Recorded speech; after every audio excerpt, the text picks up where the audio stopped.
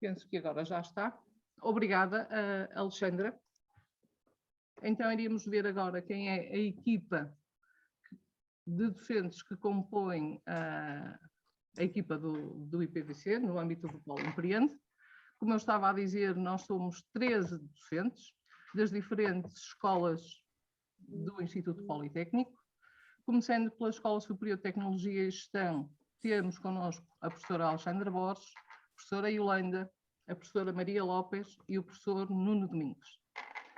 Na Escola Superior de Desporto e Lazer, contamos com o professor Joel Pereira. Na Escola Superior Agrária, temos connosco o professor Fernando Nunes e a professora Teresa Madureira. Da Escola Superior de Educação, temos a professora Lina Fonseca e a professora Raquel Gonçalves.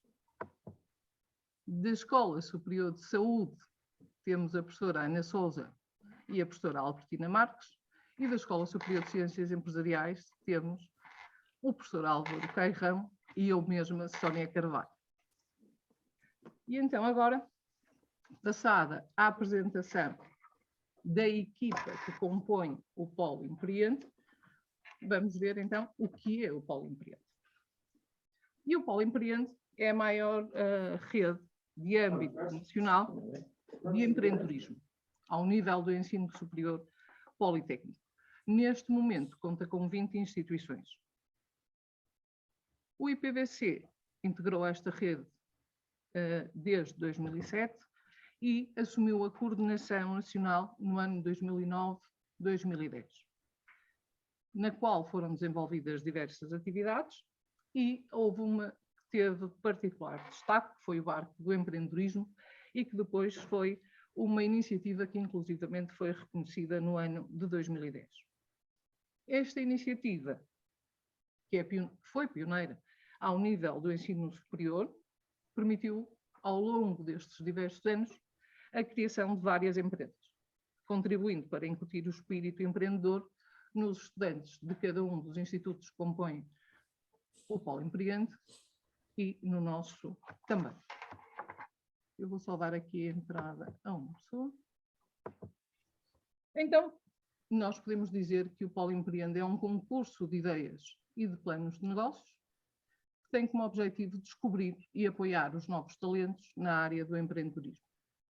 Pretende também, em fase posterior, avaliar as ideias e, efetivamente, premiar aqueles projetos que são apresentados pelos estudantes e que vão representar o nosso Instituto, o Instituto Politécnico, ao concurso nacional.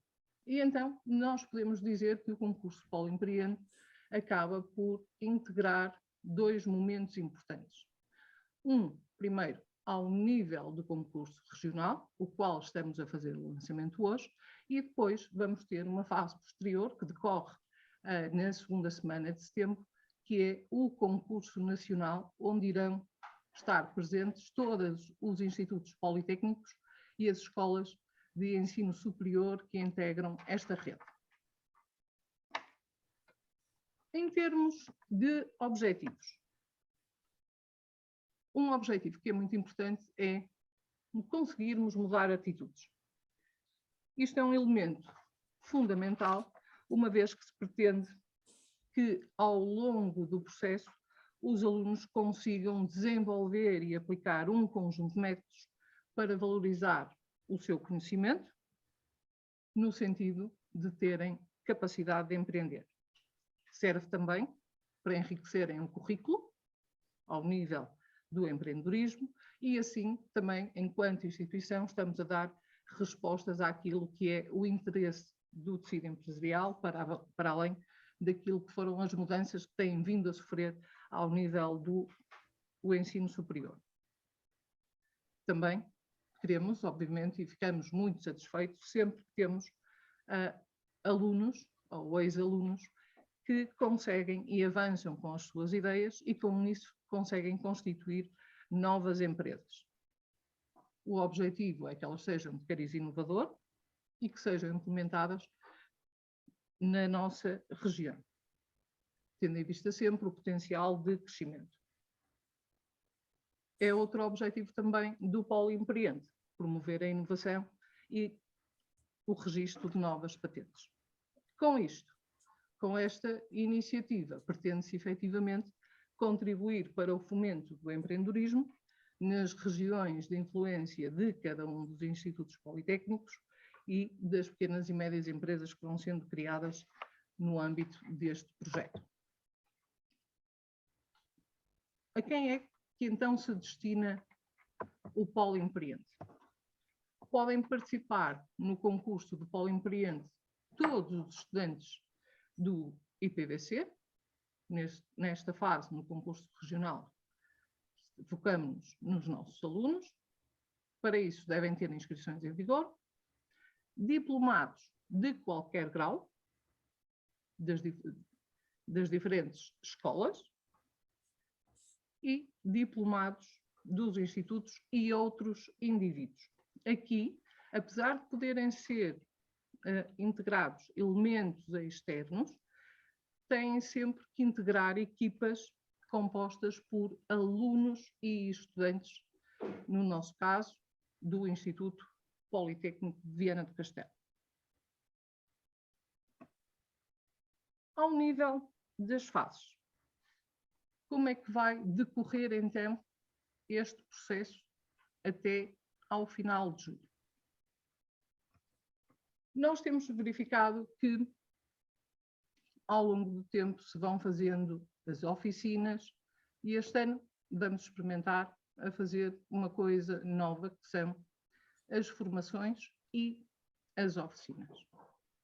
Isto numa fase inicial, depois os alunos irão apresentar as ideias de negócio e vão submeter o projeto para a candidatura ao concurso regional.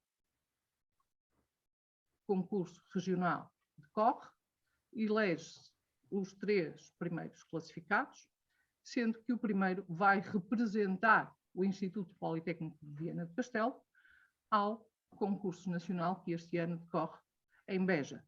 Está a ser coordenado pelo Instituto Politécnico de Beja. Ao nível das formações e oficinas, o que é que nós vamos fazer? Então, nós vamos desenvolver com a equipa docente do Instituto um conjunto de ações de formação, conforme vocês podem ver através deste esquema, sendo que vamos iniciar com a constituição de uma empresa. Estas datas são datas que estão previamente previstas. O nosso objetivo é que elas ocorram em formato online, para que depois possam ser gravadas e os alunos também depois, se tiverem dúvidas ou por alguma razão não puderam estar presentes, possam assistir a cada uma destas sessões.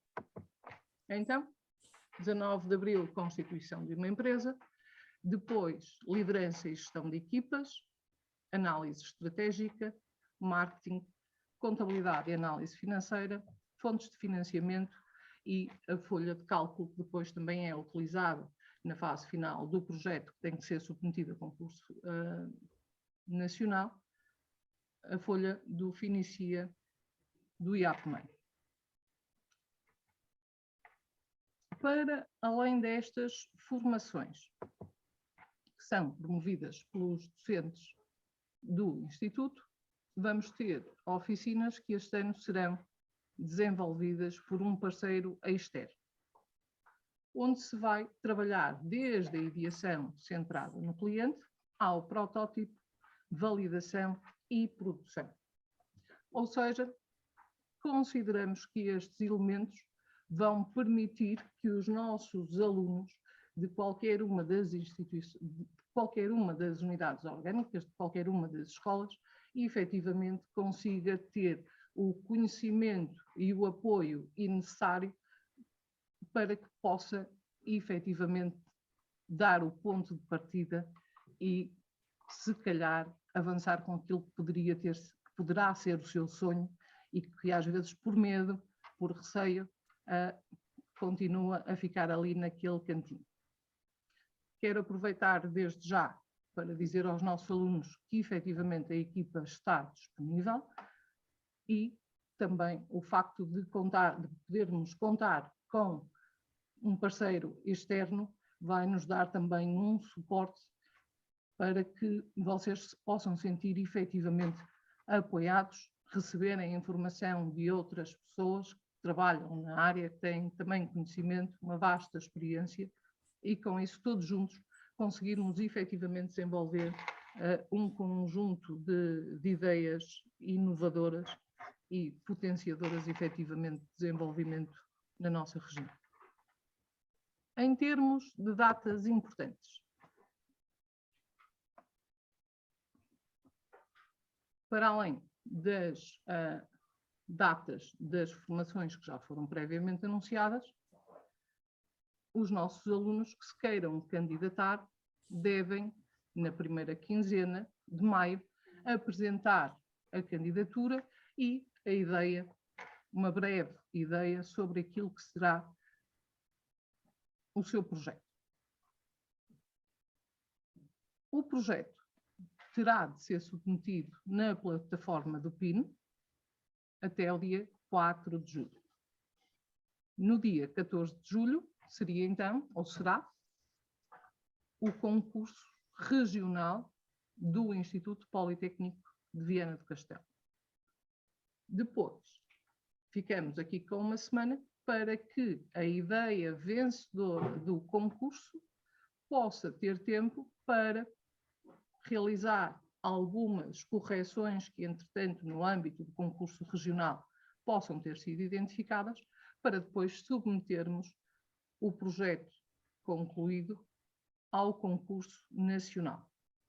Este ano, como já referi há bocado, o concurso nacional vai decorrer em Beja e está a ser desenvolvido, efetivamente, pelo Instituto Politécnico de Beja.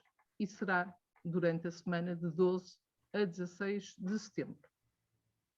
Em termos de prémios, os nossos alunos, só por participarem e ficarem entre os 3 primeiros classificados, recebem prémios monetários que são de 2.000, 1.500 e 1.000 euros. Os vencedores do concurso nacional têm prémios de 10.000 euros, 5.000 euros para o segundo classificado e 3.000 euros para o terceiro classificado. Aqui quero alertar para uma situação que acho que é importante que os alunos também tenham conhecimento.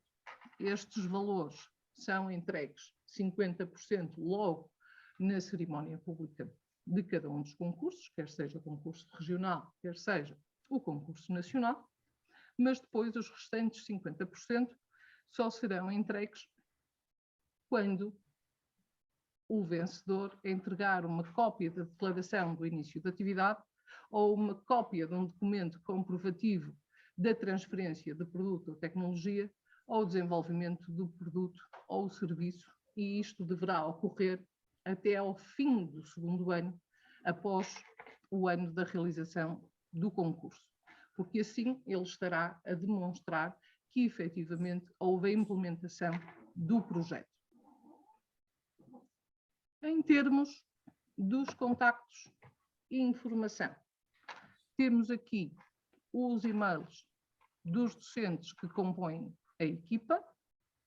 Estou certa que os alunos, dentro de cada uma das nossas escolas do Instituto, conhecem os docentes e também poderão, no caso de assim o entenderem, enviar o e-mail para mim ou irem falar com os professores. Certamente todos nós estaremos disponíveis para contribuir para o esclarecimento das vossas questões. Obrigado.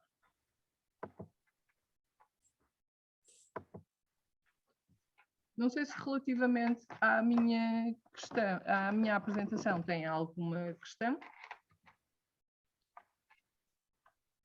Se não, eu passaria a palavra ao Dr. Nuno Malta, que não estou a vê-lo. Estou aqui, já estou a falar. Já está aqui. Agora, então, passaríamos à apresentação e o Dr. Nuno Malta. O Dr. Nuno Malta tem uma vasta experiência no mundo empresarial. Atualmente é o diretor financeiro da Data Collab e, entretanto, hoje vai-nos brindar com um breve seminário em que vai abordar o Design Thinking como ferramenta para o empreendedor. Okay. Posso partilhar o ecrã? Pode. E eu, se calhar, Ok. vou deixar... Não é necessário. Deixe-me ver se eu já tirei a minha Eu apresentação. já consegui. Penso que já estão a ver o meu. Não. Sim. Estão? Não. Pronto, mas Sim, já Eu se penso vê. que já estão a ver. Estamos a ver. Sim, Sim, exatamente. É isso. Ok, antes de mais, boa tarde a todos e obrigado pelo convite para poder estar aqui presente nesta vossa sessão do lançamento da 18ª edição do Poliempreende. Pronto, e vou abordar esta temática do Design Thinking como ferramenta de suporte ao empreendedor. Eu não sei se vocês já ouviram falar nesta questão do Design Thinking ou não. Para fazermos um pequeno quiz e desde já para termos aqui alguma interação, eu queria aqueles que conseguissem que acedessem a www.menti.com e utilizassem este código 43 15 19 42 para fazerem apenas uma indicação se já ouviram falar em Design Thinking ou não. Podem usar os vossos telemóveis. Eu sei que nestas circunstâncias e em contexto de aulas não o devemos fazer, mas estamos aqui numa situação extraordinária e aí apelar a esta pequena interação para fazermos esta triagem prévia neste contexto. Ou seja, até agora já há 4 pessoas, 2 pessoas que ainda não ouviram falar.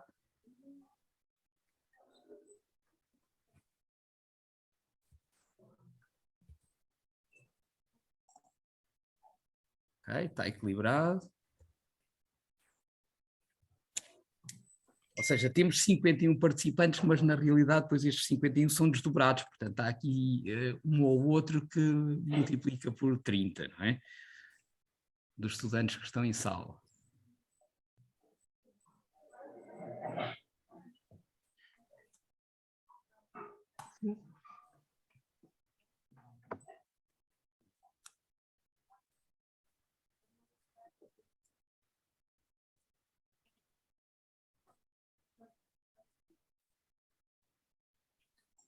Muito bem, está quase ela por ela, está equilibrado, o que é bom.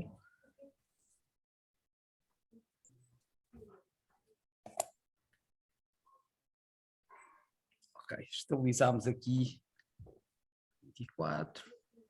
Entretanto, alguns ainda podem fazer esta informação. Ok, 25, 22, ótimo. Depois voltaremos aqui para fazer esta análise global de como é que ficou este resultado, mas até agora quase que arriscaria dizer que metade, ou seja, metade já ouviram falar em Design Thinking, outra metade não ouviu falar ainda em Design Thinking. Okay? Então, espero que aqueles que já tenham ouvido falar já o ponham em prática no seu dia-a-dia, nas diferentes atividades e nos diferentes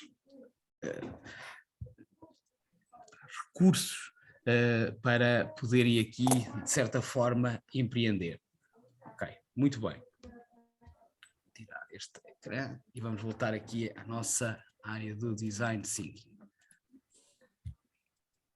Estamos aqui a falar de projetos esses que têm aqui um conjunto de particularidades e circunstâncias que, de certa forma, temos que criar aqui verdadeiramente fatores diferenciadores. E utilizando a mesma ferramenta, aqui o Menti, eu tenho um outro desafio e prometo que é o último.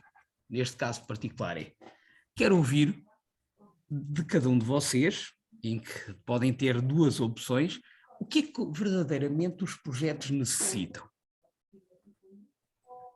Inovação. Ótimo. Podem escrever, se não se importam, aqui em menti.com. Ok.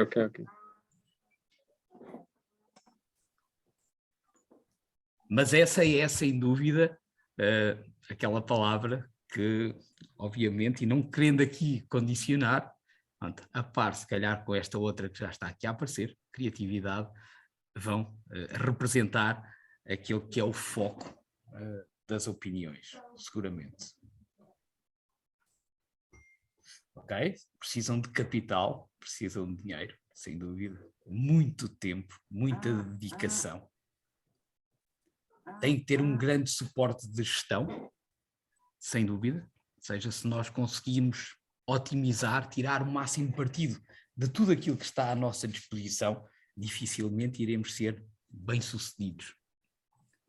Okay? Precisam de financiamento, precisam de ter planeamento, e planeamento aqui como um dos fatores também, seguramente, da própria gestão, daquele que é o ciclo da gestão, do planeamento, a organização, a direção, o controle, okay? Adaptabilidade, okay? Numa perspectiva de estar permanentemente atento e a auscultar os sinais que o contexto de atuação nos vai facultando para nós pormos em prática aquelas que são as nossas iniciativas para verdadeiramente fazermos singrar aqui a nossa ideia. Visa suprir necessidades, e este é um foco muito importante. Obviamente que o Design Thinking é uma abordagem centrada no humano, e as pessoas têm necessidades. E quando nós estamos a orientar a satisfação de uma qualquer necessidade, à partida temos aqui o leitmotiv que vai permitir, sem dúvida, fazer esta concretização de, efetivamente, o nosso projeto, pelo menos em teoria, poderá ser necessário num determinado contexto. Aqui precisa de uma ideia, obviamente, uma ideia com a devida maturidade, precisa de dedicação, de metodologia. Há aqui uma que eu posso destacar também, a vontade. Obviamente, quando há vontade, nós vamos buscar as forças, vamos buscar aqui tudo aquilo que nós necessitamos para ser bem-sucedido. Que esta questão, o projeto ter valor de mercado, ou seja, numa perspectiva, se calhar, de estarmos aqui a criar valor, a conseguir incorporar alguma mais-valia no nosso projeto, para que este possa vir depois a receber as pessoas que se identificam com o projeto e possam vir trabalhar nele, possam vir a captar financiamento, que também é importante, possam vir a captar aqui tudo aquilo que o projeto necessita para poder ser posto em prática. Corresponder ao cliente, a questão da definição do contexto, originalidade, é importante, fazer as coisas com humor também, obviamente aqui associada à própria vontade. Se nós tivermos paixão naquilo que fazemos, incorporarmos todo o nosso amor em torno do projeto, vamos conseguir encontrar todas as forças necessárias para que ele possa ser desenvolvido. Autenticidade, pessoa, história, contexto, responder. Loucura. Também necessita de uma boa dose de loucura, não é? Porque muitas vezes empreender em tempos de crise acabam por condicionar ou por limitar aqui alguma da nossa atividade.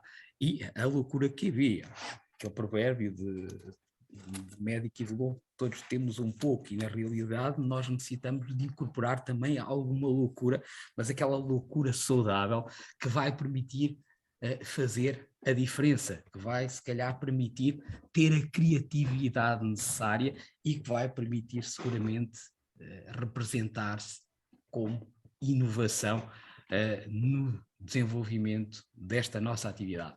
Obrigado a todos pela partilha da vossa opinião, depois poderei partilhar com vocês também esta informação. Vamos entrar no tema propriamente dito. Então, o que é isto do Design Thinking e o que é que no nosso contexto nos importa fazer?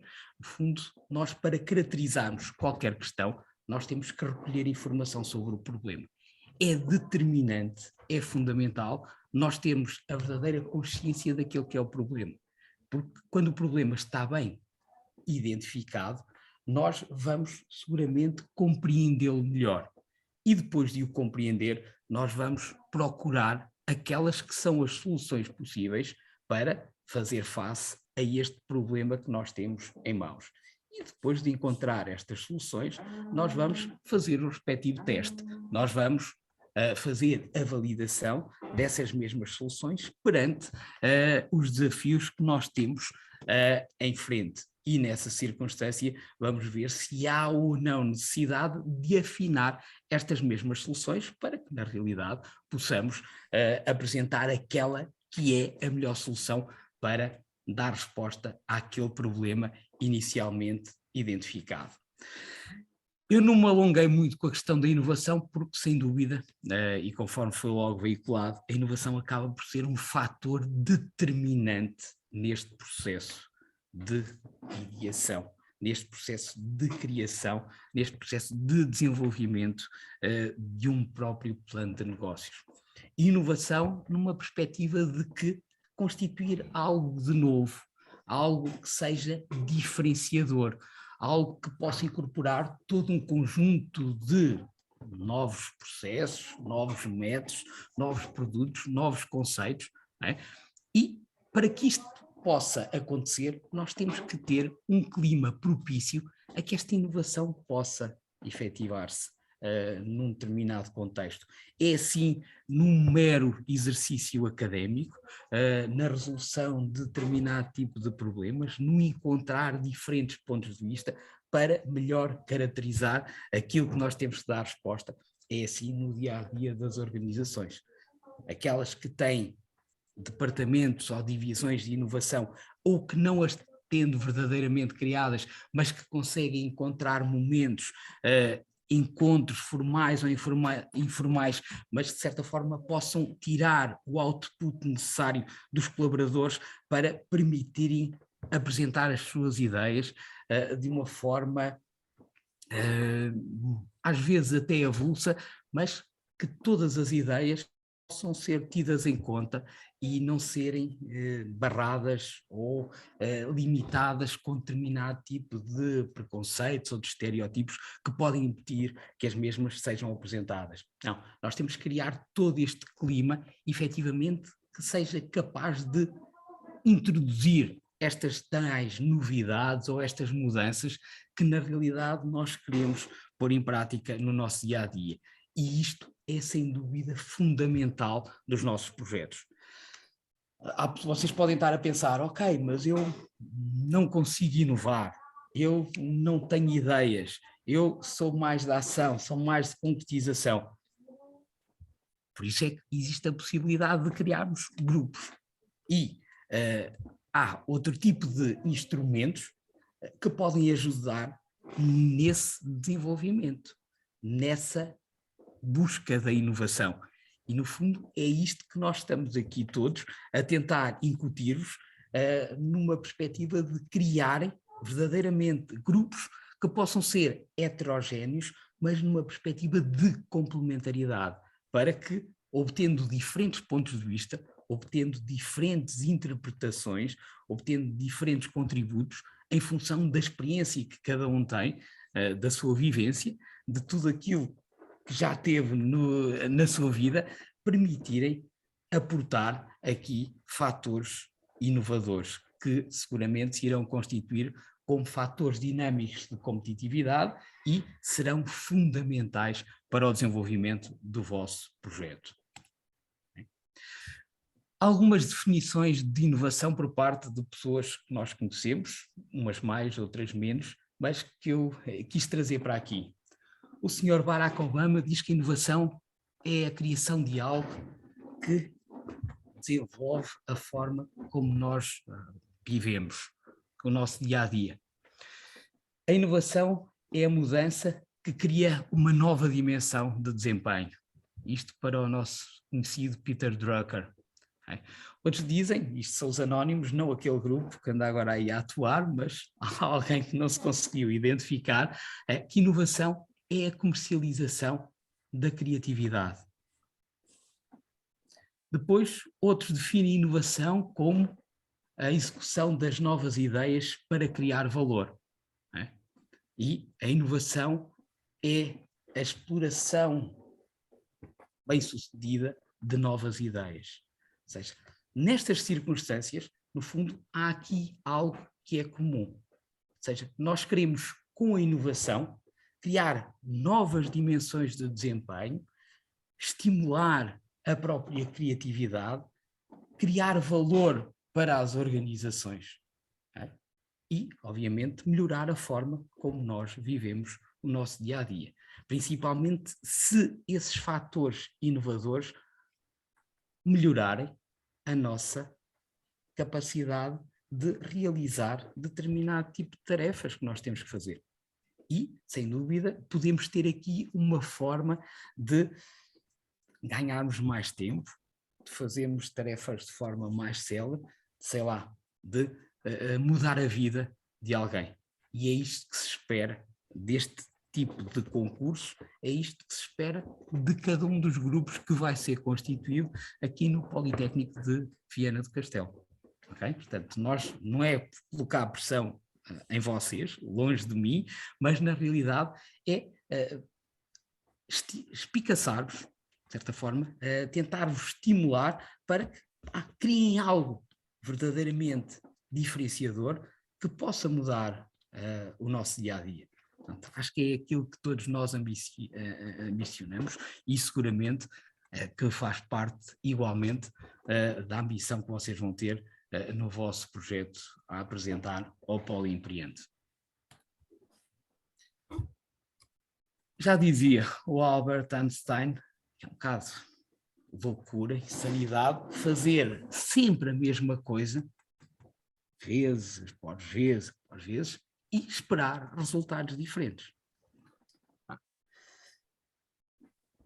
Aquela pessoa que permanentemente não estuda e vai para o exame a zero e está à espera de tirar uma excelente nota, se calhar cabe dentro desta definição de nosso Einstein. Mas não deixando isto num contexto, num contexto académico para um contexto empresarial, as organizações que fazem sempre as suas atividades da mesma forma, jamais poderão almejar resultados diferentes daqueles que conseguem normalmente. Ok? Porque sempre que eu tenho um problema, vem aquele hábito, a forma de fazer as coisas daquela maneira, e se eu sempre fiz desta maneira, porque é que agora tenho que fazer diferente? Não é? E consigo sempre desenrascar, consigo sempre encontrar uma solução. Tudo bem. E assim vamos ultrapassando os desafios que nós vamos sentindo no nosso dia-a-dia. Mas isto implicou aqui a nossa zona de conforto, implicou agora aqui alguma ruptura com o passado? Não, acaba por sempre uma linha de continuidade. E nestas circunstâncias, aquilo que nós vamos ter são pequenas melhorias. Conseguirei fazer as coisas um bocadinho mais rápido, um bocadinho de forma mais eficiente, consigo aqui otimizar um ou outro recurso, não é? Consigo até ter aqui algumas poupanças e garantir alguns pequenos benefícios, mas nada de muito significativo. Enquanto que, se eu for capaz de encontrar para os mesmos problemas, quebrar com a questão do hábito e identificar soluções criativas, não é? Eu poderei ter aqui uma solução verdadeiramente diferenciadora. E isto sim pode proporcionar todo um conjunto de melhorias essas que são radicais, não é? Acabam por ter uma forte expressão, porque irão incorporar determinados métodos bastante inovadores e, sem dúvida, que vão criar aqui uma perspectiva de transformação. Fala-se muito hoje em dia na transformação digital, na capacidade das organizações se digitalizarem e dos perigos que estão adjacentes a essa transformação. Obviamente, sim, que qualquer mudança acarreta todo um conjunto de riscos que têm que ser também igualmente identificados, porque muitas vezes a inovação acaba por doer, acaba por aleijar. Não é algo cómodo. Cómodo é nós fazermos sempre as coisas da forma como estamos habituados. Mas aí os resultados acabam por ser sempre os mesmos. Se nós queremos verdadeiramente transformar em algo diferenciador, nós temos de ter aqui algo mais radical para colocar em torno do nosso projeto. E é nessas circunstâncias que estas soluções criativas que nós vamos identificar podem, sem dúvida, preconizar esse mesmo desenvolvimento. Para que é que serve então o Design Thinking? O Design Thinking poderá ser apropriado para determinadas circunstâncias e não ser aconselhado para outras. Por exemplo, se o problema é centrado no indivíduo, existe uma profunda compreensão das pessoas envolvidas e acaba por ser possível e é determinante obter este contributo, então aí o Design Thinking é apropriado. Mas não é tão útil se existem poucas pessoas envolvidas no problema ou na busca da própria solução. Então, nestas circunstâncias, se calhar, o melhor é não usarmos o Design Thinking. Ao nível da compreensão do problema, se existem informações sobre o problema, mas acaba por ser preciso explorar para se obter uma visão comum, então vamos, sem dúvida, utilizar o Design Thinking. Se temos um entendimento claro do problema e sabemos à partida qual é a solução que vamos implementar, não vamos estar a perder tempo com o Design Thinking. Okay? Esta é sempre a premissa. Há um nível grande de incerteza, pronto, em que temos dados anteriores que não são úteis, não são significativos e nós temos que encontrar aqui uma melhor forma de o caracterizar, avançamos. Se não, o nível de incerteza é baixo e a seguir o by the book, também não vale a pena utilizar esta ferramenta. Em relação ao grau de complexidade, temos vários caminhos, não temos uma solução identificada que seja a que melhor serve aquele problema, então utilizamos o Design Thinking. Se existe uma compreensão clara do problema, que invariavelmente ele acaba por ser resolvido pela aquela solução que é apresentada e com relativo sucesso, então não avançamos. E qual o grau de capacidade de influenciar a solução? Se existir no grupo esta liberdade, esta energia para podermos ir em busca da própria solução, permitindo contextualizar e caracterizar de uma forma diferente do que tem sido feito até aqui o próprio problema, então o ideal é utilizarmos o Design Thinking. Se não vale a pena, porque não, por muita vontade que nós tenhamos, jamais iremos ter a capacidade de influenciar a solução que vai ser apresentada, então nessas circunstâncias também não vale a pena utilizarmos o Design Thinking e basta apenas seguir o guião. Todos nós conhecemos algumas máquinas que são verdadeiramente assustadoras. E principalmente são assustadoras se estivermos a falar de uma população alvo que é muito jovem e que na realidade pode ficar melindrado pela utilização desses mesmos equipamentos. Todos nós sabemos que existem doenças em diferentes faixas etárias e muitas vezes é muito complicado que as crianças estejam calmas, por exemplo, para fazer um TAC ou para fazer uma ressonância magnética, dado o assustador que é o ambiente onde está incorporado estes elementos. Então, graças ao Design Thinking, foi possível criar estas soluções. Uma criança que entre num destes dois centros, no fundo, as máquinas são exatamente as mesmas, fazem o mesmo que as outras fazem, mas com uma decoração mais friendly, muito mais amistosa, sem dúvida, as crianças já não vão sentir tanto receio, já não vão estar tão nervosas para fazerem aquilo que têm que fazer. E isto é o tipo de soluções que acaba por ser preconizada pelo próprio Design Thinking. Ou seja, vocês depois de olharem para... Não sei se vocês já a conheciam ou não, desculpa, estamos a falar aqui, eu estou aqui a falar, normalmente gosto de ter mais interação, mas sei que o formato também não é muito disposto para estas circunstâncias, mas eu não sei se vocês já conheciam estas ideias, estes fatores diferenciadores, mas na realidade acho que comungam da minha opinião de que são muito mais agradáveis para as crianças fazerem algum tipo de exames de diagnóstico médico nestes ambientes do que em outros muito mais hostis. Okay? E são estas soluções que o Design Thinking acaba por proporcionar. Então, o que é isto do Design Thinking? Okay? Este pensamento de design, ou seja, esta abordagem centrada no humano, que no fundo utiliza aquelas que são as ferramentas de um designer normal para integrar as necessidades das pessoas, as possibilidades da tecnologia e os requisitos para o sucesso do negócio. É sem dúvida um método que vai permitir gerar estas ideias inovadoras e que vai centrar toda a sua eficácia em entender e dar uma solução às reais necessidades dos utilizadores. Daí o estar centrado na própria pessoa.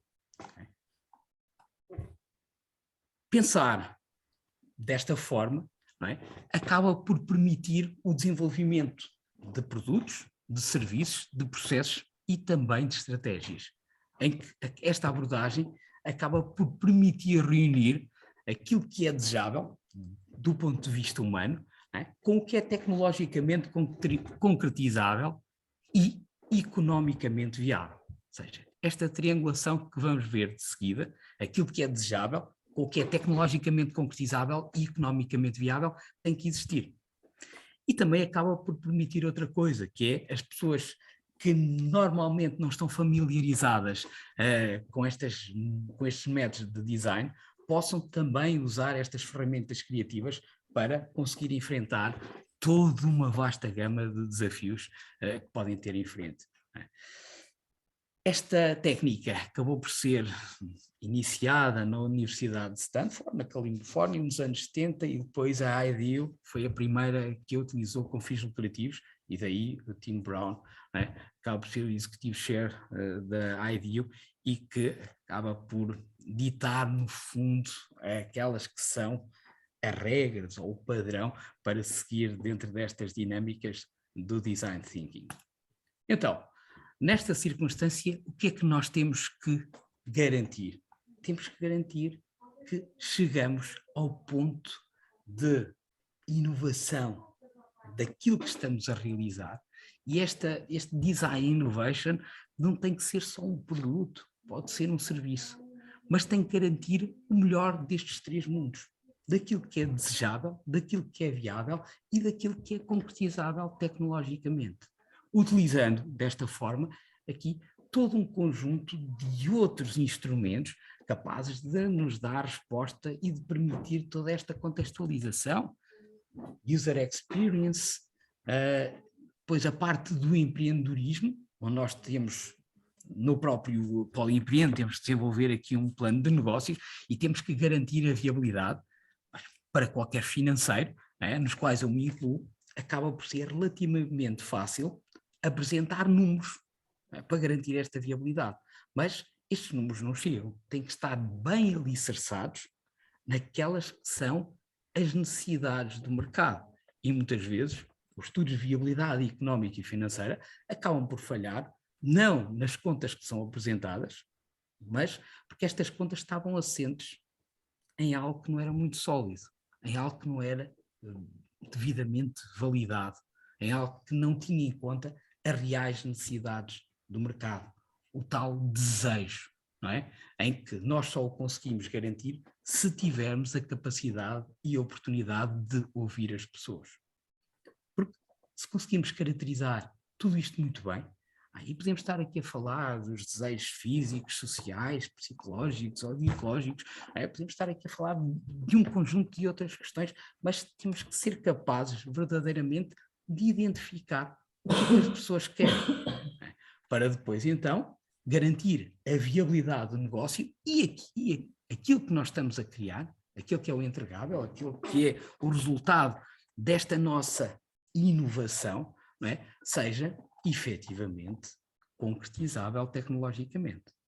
Porque se eu estiver a criar algo que depois, do ponto de vista da materialização, não é possível de ser desenvolvido, então lá se vai toda esta bola que aqui está e eu posso apenas fixar na inovação emocional, onde consigo ter a identificação do desejo e a viabilidade, mas se eu não consigo concretizar, não chego verdadeiramente aqui ao Design Innovation, que é isto que todos nós vamos ter que ser capazes de garantir nos nossos projetos, centrado na ideia que nós vamos concretizar. Então, posto isto, nós temos 4 passos-chave que são fundamentais no Design Thinking. O primeiro será criar a empatia. Okay? Ter a capacidade de auscultar verdadeiramente, né, as necessidades das pessoas. Como é que nós vamos fazer isto? Nós podemos fazer isto de diferentes formas, com diferentes atributos. Nós podemos fazer design briefs, podemos fazer um stakeholder map, podemos ter em conta também os jobs to be done, mas nós temos que ser capazes de criar esta empatia com as necessidades das pessoas, ou seja, caracterizar bem e aferir verdadeiramente aquilo que as pessoas necessitam. Depois, obviamente, nós vamos ter que colaborar com as outras pessoas, preferencialmente de outras áreas de conhecimento, com outras competências, com outras capacidades, tenham uma visão diferente, não é? E, eventualmente, até noutro tipo de culturas e ou geografias. Porque, sem dúvida, esta capacidade que nós vamos ter de colaborar com outras pessoas é que nos vai garantir chegar a um fator verdadeiramente diferenciador, que é aquilo que nós queremos incorporar no nosso dia-a-dia. Eventualmente, não é, se nós conseguimos ter esta inteligência coletiva ou aquela sabedoria de grupo, acabamos por, desde logo, estar a garantir uma vantagem competitiva. Porque a raça humana, nós sabemos, não é aquela que é mais forte, nem é mais resistente, nem é mais adaptada ao meio. Existem bactérias e por aí fora, é tudo um conjunto de outros organismos que fazem isto de forma melhor do que nós. E mesmo se somos a mais inteligente ou não, também está muito limitado. Também não me parece que assim seja.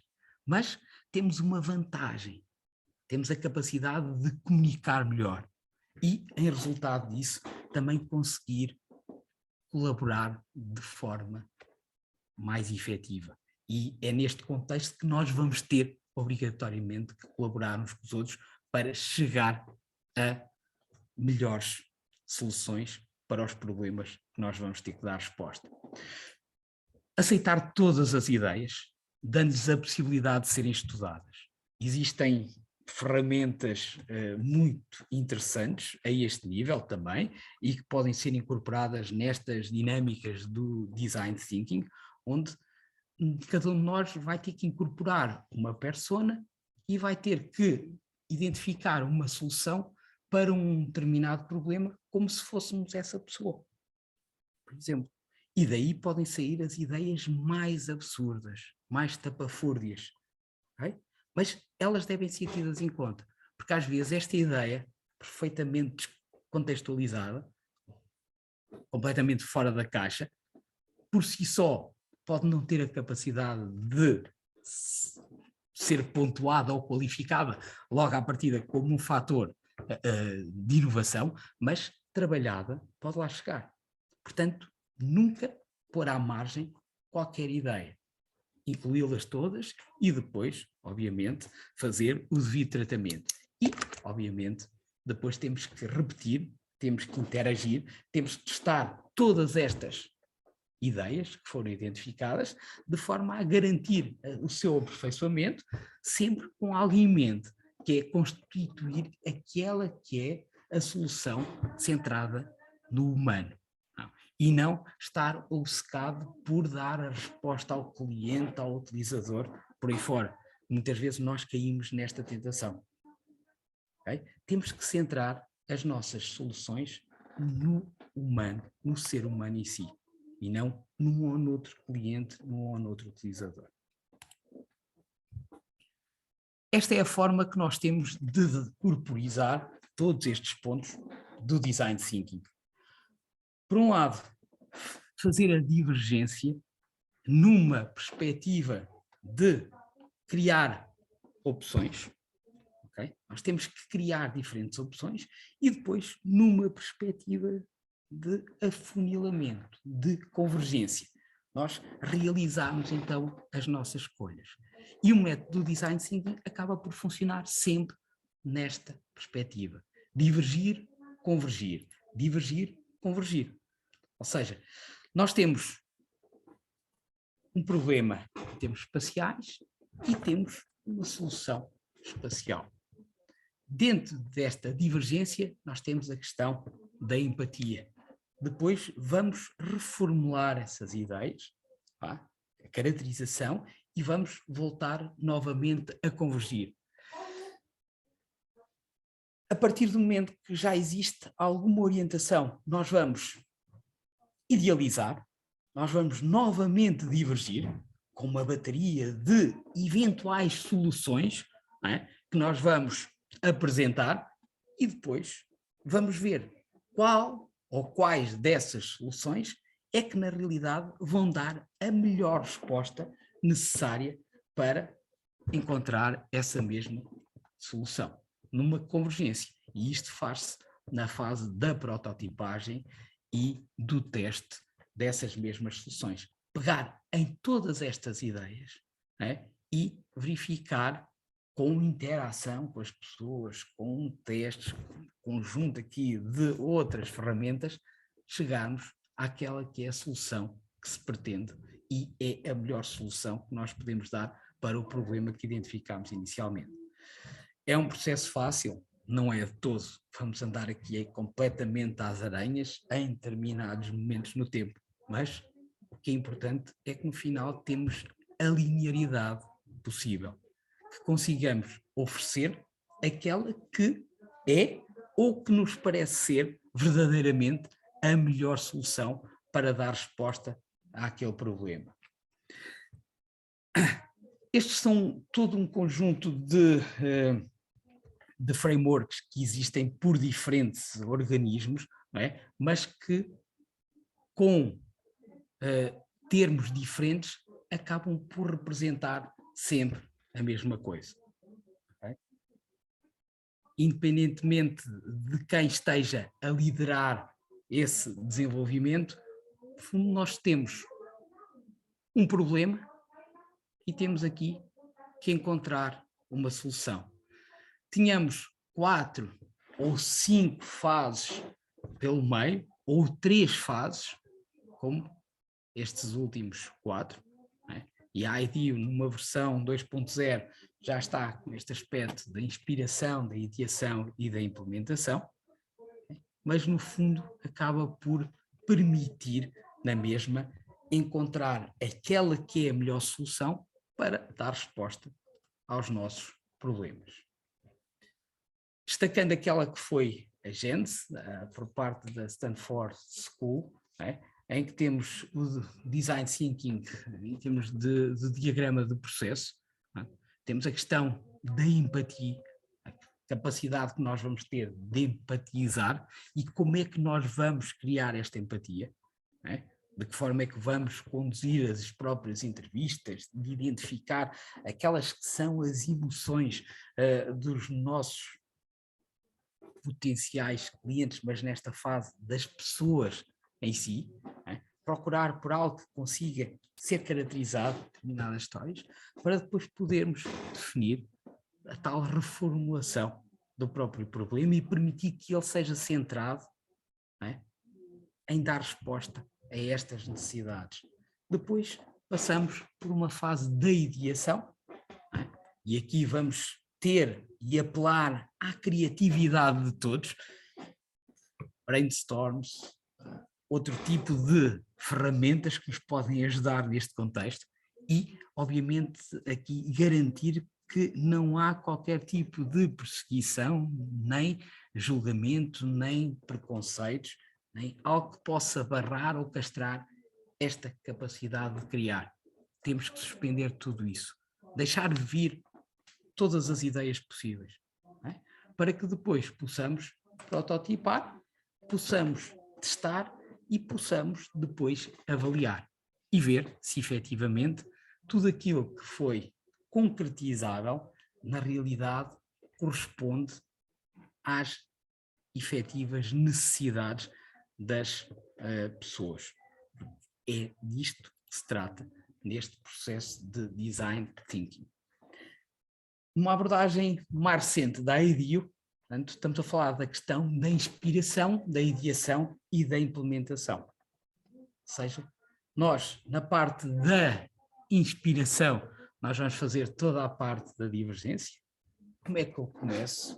Não é? Como é que eu posso desenvolver a própria entrevista? Como é que consigo fazer a coleta, a recolha de toda esta informação? E, acima de tudo, como é que eu me mantenho centrado, não é, naquela que é a real necessidade do humano, da pessoa em si. E aqui, obviamente, vamos estar numa perspectiva de divergência.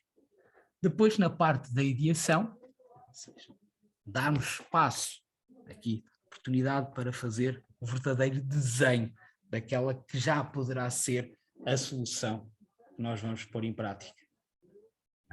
Até que depois vou mesmo concretizar, vou apresentar aquela que é a minha solução. E aqui, como é que eu consigo fazer verdadeiramente a concepção de tudo aquilo que foi ou que resultou do meu processo de ideação. Mais importante do que tudo é que nós tenhamos a consciência e a capacidade de olhar para os problemas como eles são, de os caracterizar verdadeiramente e depois, obviamente, permitir todo o alinhamento do desenvolvimento de atividades que possam, sem dúvida, concretizar-se naquela que é a minha solução pretendida. Porquê? Porque a questão central nos nossos projetos, não é? Mas também acaba por ser a questão central em qualquer processo criativo ou de design, é como é que nós chegamos deste ponto A para este ponto B. Okay? Do ponto em que eu não faço ideia, não é? Eu não sei, pode ser, até este ponto B em que eu sei ou deverá ser. Ou seja, à partida nós olhamos para este diagrama, não é? E vimos, não, isto aqui é um processo. Em vez de estar um processo, entre aspas, porque eu olho para ele e não, isto é um processo finito. Eu consigo ver o início e consigo ver o fim. Mas na realidade pode não ser, como o próprio processo está sempre a ser alimentado. Okay? Eu não mantenho o mesmo processo ininterruptamente sempre da mesma forma. A partir do momento que eu vou tendo know-how, que eu vou tendo outra capacidade, que eu vou tendo mais informação, eu vou ajustando, vou otimizando o meu processo. Okay? E é isto que nós devemos ter verdadeiramente a capacidade de fazer em toda esta dimensão do design thinking. É olhar para algo e conseguir encontrar, neste caso, aquilo que está identificado nos nossos diamantes, né? E tenho aqui um primeiro diamante em que eu vou ter que fazer o desenho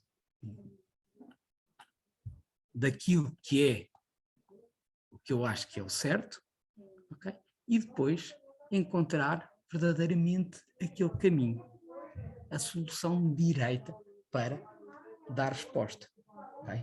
Eu vou ter que descobrir, identificar, fazer pesquisas e aqui um fator de grande divergência para depois conseguir definir melhor e sintetizar e começar a convergir naquela que era a parte do espaço que eu tinha que identificar.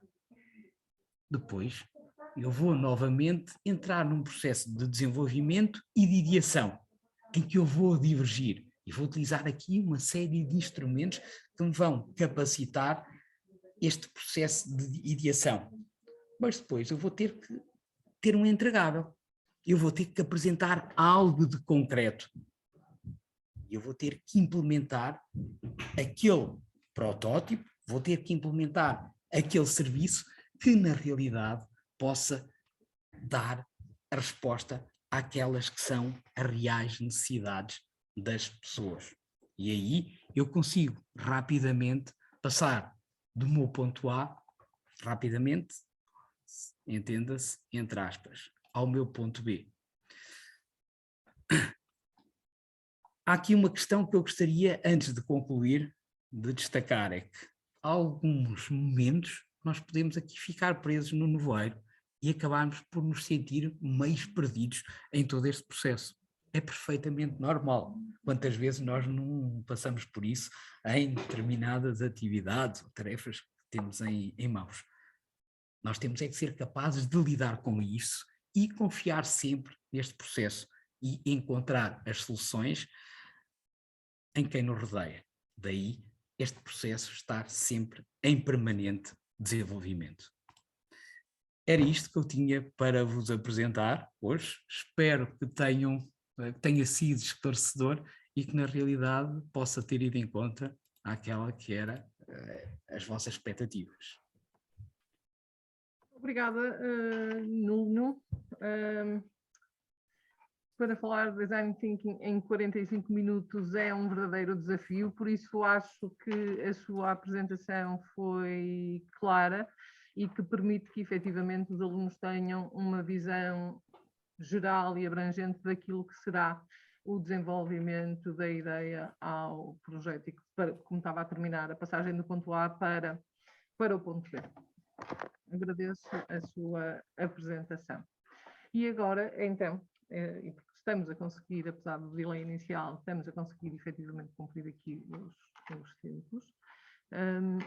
Penso que já tenho aqui connosco a Andreia Ferreira, a sócia fundadora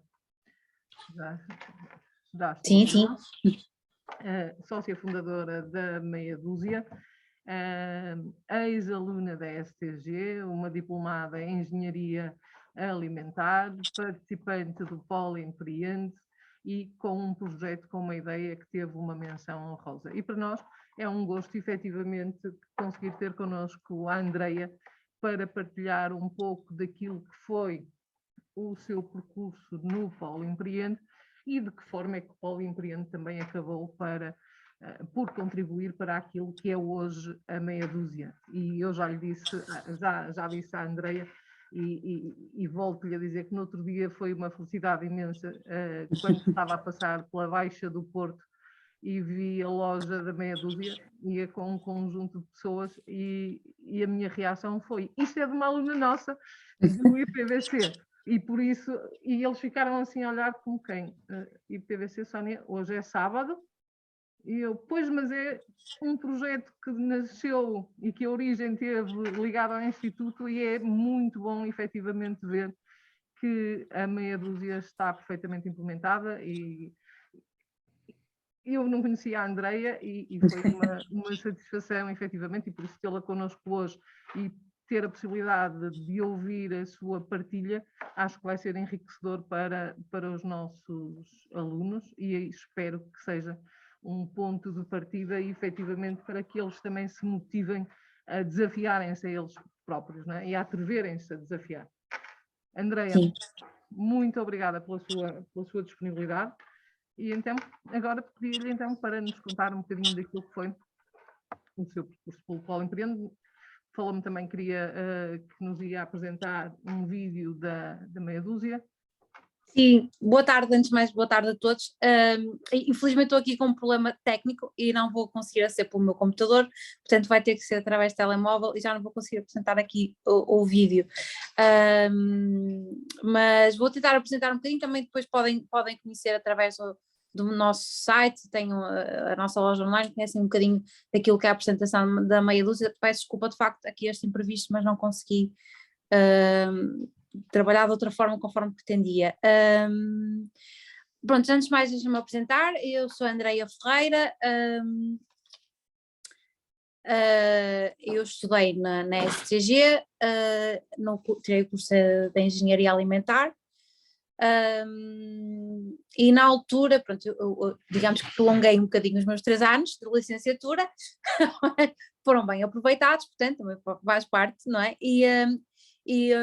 Pronto, recordo-me perfeitamente que acho que o último ano foi aquele ano, para mim, o segundo e o último ano foram os anos mais interessantes e que foi colocada aqui mais em prática. Portanto, passámos da teoria para a prática e foi de facto aquilo que me começou a chamar mais a atenção no curso em si, e um dos projetos que mais me despertou a atenção foi de facto aqui um projeto que tivemos final, que era desenvolver um produto novo, foi sugerido na altura até pelos professores, que era um molho tricolor, para também conhecer um bocadinho daquilo que foi o projeto que foi ao Poli Empreende, que era um molho tricolor para crianças. Portanto, na altura lembro-me que era um projeto engraçado, nós queríamos qualquer coisa que chamasse a atenção, que tivesse legumes, que fosse muito natural, e de facto conseguimos criar, mas faltava ali qualquer coisa que no mercado suscitasse interesse e que fosse prático para uma criança, e daí veio também esta relação, para enquadrar um bocadinho. O projeto Meia Dúzia já estava a ser desenvolvido um bocadinho aqui em mente, havia um desafio.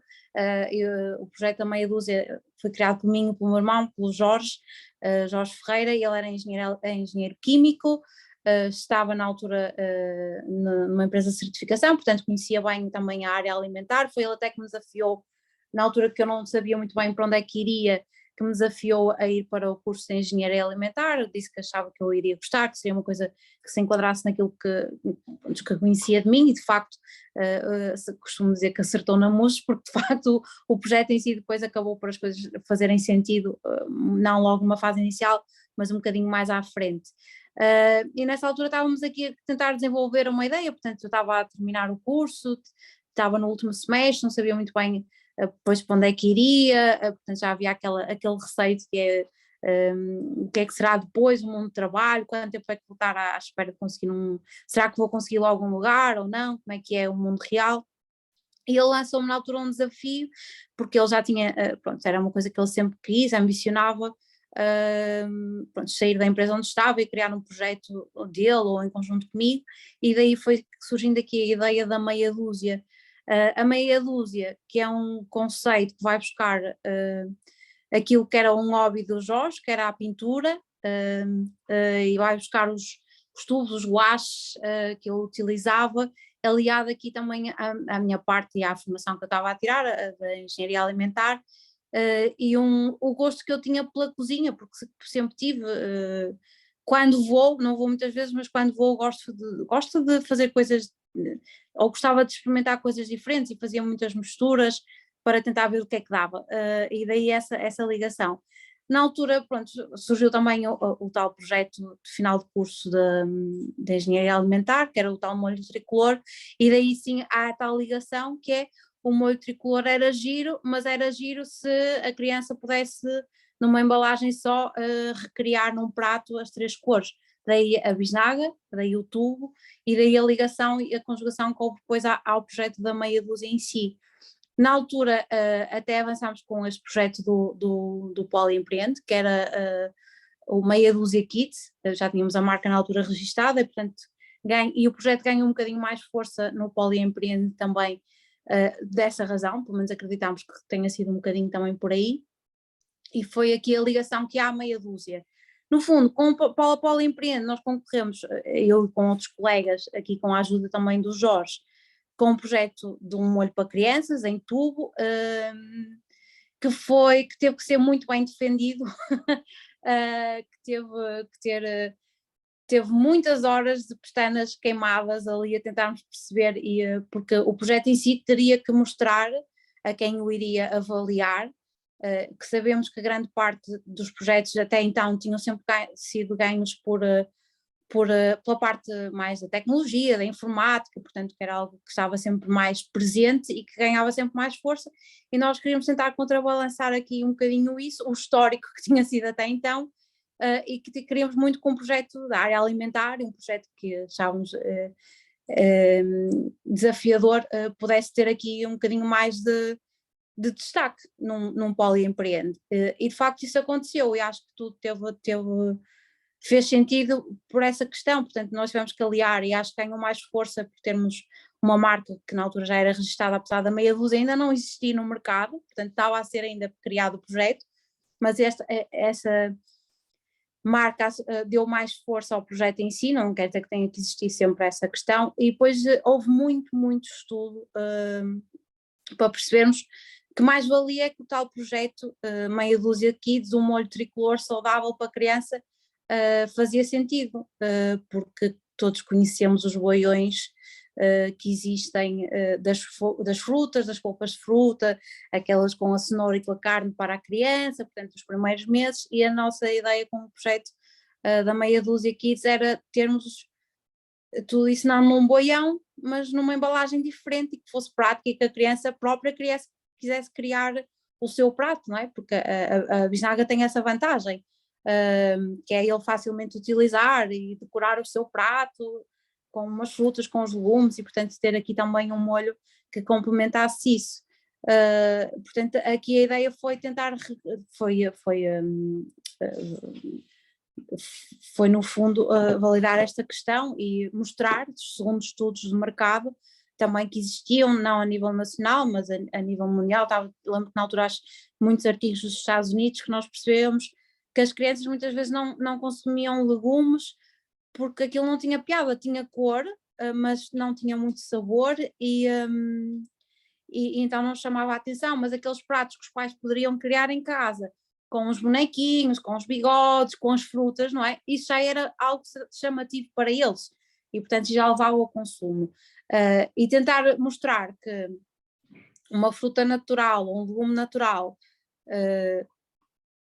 tentar aqui mostrar os dois lados, que é uma coisa que é processada ou uma coisa que é mais natural, não é? No fundo, porque é de pronto consumo, os legumes são cozinhados na hora, tínhamos que tentar mostrar que seria mais viável a questão do tubo, por estas questões todas que depois foram referindo, que era mais prático de levar para qualquer sítio, mesmo para levar para o infantário, para eles terem um produto ali a consumir, e muito mais prático do que um próprio boião. Portanto, foi por aqui que nós fomos tentando jogar o projeto. Foram, como disse, houve muita ajuda aqui também dos coordenadores, mas houve muito estudo daquilo que seria o projeto em si, quais seriam as mais-valias, e foi isso que nós tentámos também mostrar na altura a quem avaliou. Daí também temos conseguido, felizmente, conseguimos passar a nível nacional e termos uma menção honrosa, que acho que muito teve a ver com todo este desafio, com o projeto que foi criado em si.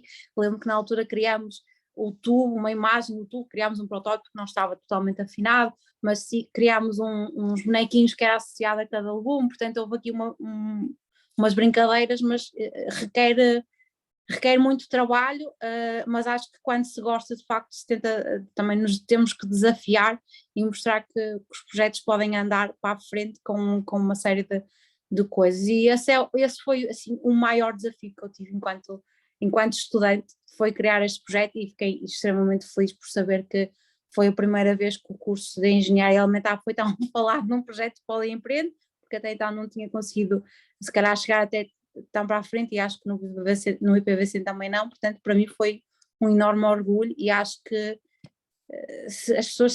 os alunos se devem desafiar a entrarem neste projeto, porque ele requer um bocadinho mais de nós que às vezes aquilo que é o próprio estudo em si. Portanto é irmos um bocadinho mais além e conhecermos um bocadinho mais o mercado, como é que funciona. Não estou a dizer que às vezes quando vamos para as empresas, no caso da Engenharia Alimentar, tínhamos que pensar nisto tudo, mas também faz parte e é bastante desafiador nesse sentido. Obrigada, André. Mas diga-me, de que forma... Ouvi um bocadinho mal, peço desculpa. Consegue-me ouvir? Sim. Já ficamos aqui com a ideia de como é que surgiu, os desafios que lhe foram surgindo ao longo do percurso e o esforço adicional que é necessário para avançarem com a ideia, mas que pode ser a concretização de um sonho, não é? Sim. Ao caso estava a falar do seu irmão e fez essa referência, que ele tinha o sonho, tinha a ambição, tinha o sonho de ter o seu próprio negócio, não é? E em conjunto desenvolveram a sua ideia. E também já percebemos aqui que houve uma alteração entre aquilo que era a ideia inicial para aquilo que é a meia dúzia hoje. De que forma é que o Poliempreende contribuiu, o desenvolvimento deste processo e a passagem pelo Poliempreende contribuiu para haver aqui uma maior adaptação ou uma maior facilidade depois na implementação da vossa empresa na vida prática? É assim, o projeto do Poliempreende permitiu perceber que o conceito em si, o uso do tubo num produto mais ou menos comum do nosso dia a dia tinha um impacto muito grande. De facto, as pessoas questionaram como é que nunca nos lembrámos de fazer uma coisa assim.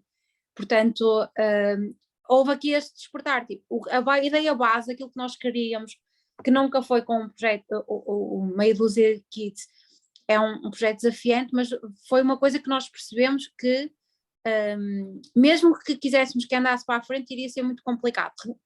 Ponto número 1, ou teríamos de facto uma ajuda e mesmo assim era um projeto que requeria um investimento muito grande. Nós não estávamos ainda preparados para isso de todo.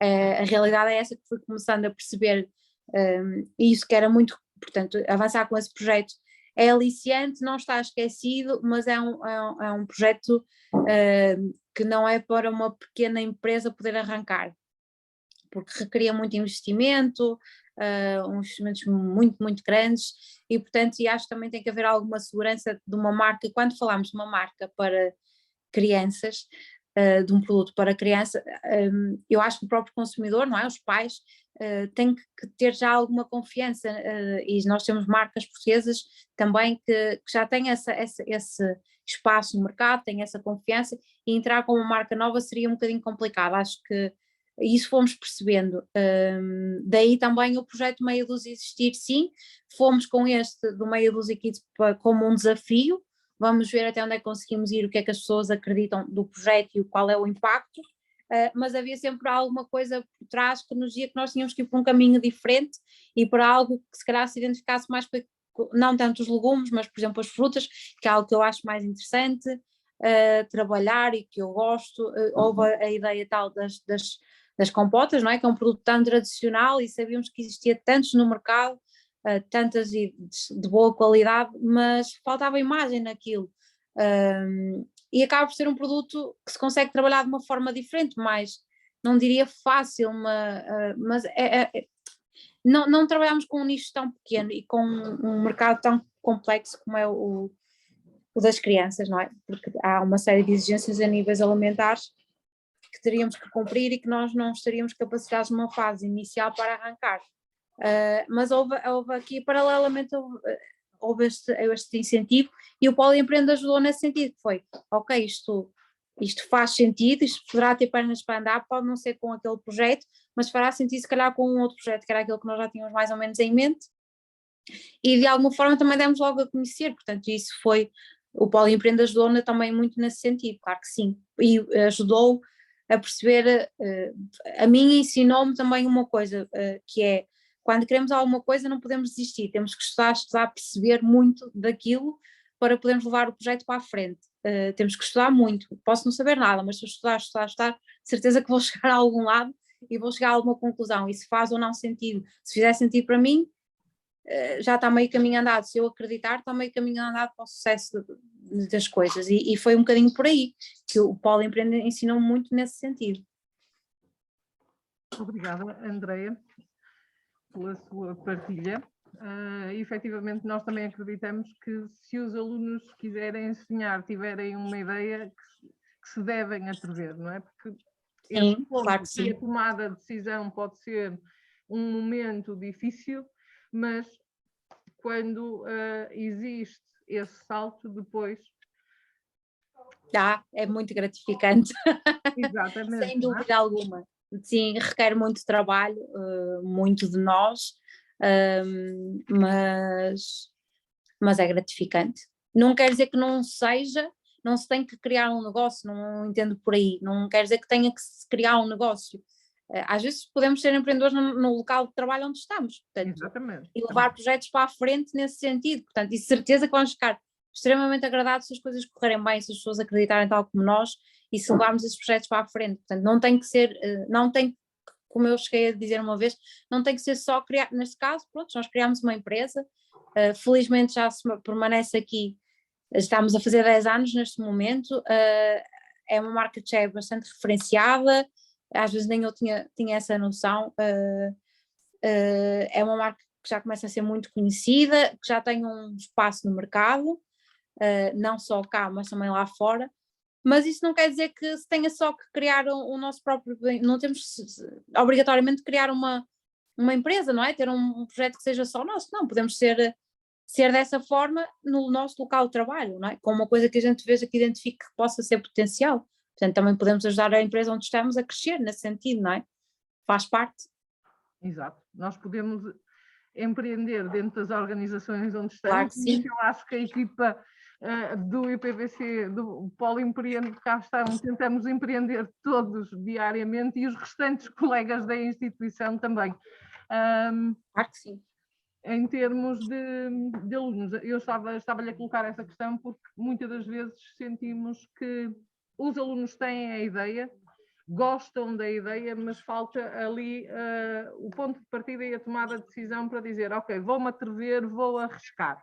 Não é? Claro. Mas quando isto acontece depois, efetivamente, os sucessos começam a avançar. E gostei particularmente do aspecto que a Andreia referiu relativamente aos investimentos, não é? E a tomada da decisão e a consciência que é necessário ter ao nível dos investimentos, porque muitas das vezes os alunos também acham que têm que começar logo com montantes elevados, montantes significativos, e isso depois acaba por ser um entrave significativo à implementação da ideia. Né? E gostei aqui da Andreia fazer essa referência.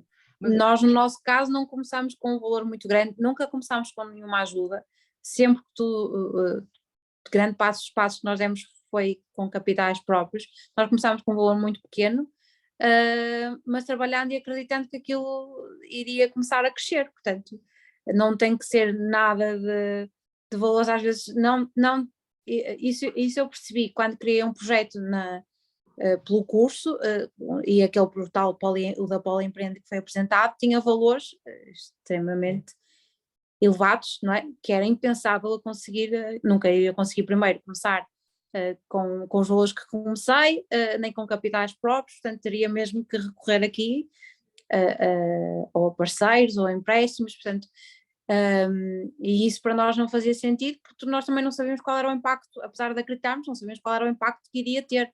Portanto, claro que há sempre aquele risco, não é? Portanto, às vezes é preferível começar um bocadinho mais por baixo, não é? Principalmente como nós, que nunca tínhamos sido numa empresa, nunca tínhamos gerido pessoas, e eu estava a sair da universidade, portanto não sabia nada de nada, portanto tinha que ser, para mim tinha que ser cauteloso, tinha que ser sem dúvida um projeto cauteloso, para eu me sentir mais segura dos passos que estaria a dar, e portanto as coisas funcionaram e vão crescendo gradualmente, passo a passo, que acho que isso é importante também. Às vezes há alturas em que é preciso de facto dar um passo grande, investir com valores que se calhar pensamos que são complicados, mas que sabemos que vão ter o seu retorno. Outras vezes é preferível ir de forma mais cautelosa, não tira valor a nenhum projeto, e fazê-lo dessa forma. Portanto, o que é importante é a pessoa estar segura também daquilo que está a fazer. Obrigada, André, pelo seu testemunho, de nada, pela partilha, e eu, como entretanto já fui falando muito, passava a palavra aos presentes, se alguém quiser colocar alguma questão, tanto ao Nuno Malta como à Andreia Ferreira, se tiverem alguma questão também resultante da minha apresentação, mas se calhar comigo depois conseguem estar, e hoje têm a oportunidade de terem aqui o Nuno e a Andreia. O Manel Pereira penso que está com a mão. Exatamente. Por isso passo a palavra, mas entretanto ia pedir que quem quisesse depois para levantar aí a mãozinha nas reações para eu ir tentando identificar, está bem? Manel. Muito bem, boa tarde a todos, naturalmente. Os meus parabéns pela apresentação, quer da Andreia, quer do Dr. Nuno Malta, que foi excelente, foi interessante. Eu ia fazer uma pergunta à Andreia, que naturalmente eu acho que é uma pergunta que tem todo o interesse para quem quer arriscar. Ou seja, qual foi o clique, se é que se possa dizer, entre a teorização, não é? E a prática? Ou seja, o que é que fez, que aspecto é que provocou partir para a ação, em termos práticos? Consegues dizer Sim. isso? Sim, lá está, quando demos a conhecer um molho de criança para crianças num tubo, houve um despertar da curiosidade, que giro, nunca nos lembrámos disto, isto realmente é prático. Quando começámos a perceber que as pessoas acharam que de facto aquilo fazia sentido e era interessante, e ouvimos os comentários de quem avaliou o projeto, tipo, ok, se calhar aquilo que estamos a pensar está no caminho certo, não é? Foi importante também dar a conhecer isso. Nunca foi com o projeto Meia Dúzia e Si, que o nosso enfoque são as compotas, as pastas, por exemplo, como temos agora, os cremes de chocolate, mas foi com o molho. Mas, ok, isto faz sentido, isto realmente é prático para quem está a ver do outro lado. E, portanto, foi um bocadinho por aí que nós achámos que podíamos avançar com o projeto. E foi esse o impasse, o ponto, não é? E depois percebemos em termos de sabor, porque fomos fazendo alguns testes, fomos avançando com algumas pequenas amostras, demos a conhecer na altura o projeto, não com a bisnaga, mas com os sabores em si. O feedback foi muito positivo, então aí foi aquele ponto impulsionador para irmos para o passo seguinte, avançarmos com pequenas produções e darmos a conhecer o produto na altura que foi em Guimarães que o fizemos. Guimarães, que era a capital europeia da cultura e que estava a ser visitada por centenas, não milhares de pessoas, e demos a conhecer num dos pontos que era mais chamativo e que passavam, lá está, muitas pessoas e que demos a provar e demos a começar e demos a conhecer o produto em si, o projeto em si, e o feedback foi muito positivo. Começámos muito a medo, é uma realidade, acreditávamos no projeto, mas começámos de facto muito a medo no mesmo. Mas acreditando que se é curioso e toda a gente pergunta, que estranho, mas isso vai ser em bisnaga, não é? Isto no nosso leque de amigos e de familiares, em bisnaga, isso faz sentido, mas até é engraçado, realmente isso é prático, portanto havia ali aquele dois lados, vamos, não vamos, e portanto houve aí esse despertar e vamos arriscar, não perdemos nada em arriscar. Muito bem, obrigado.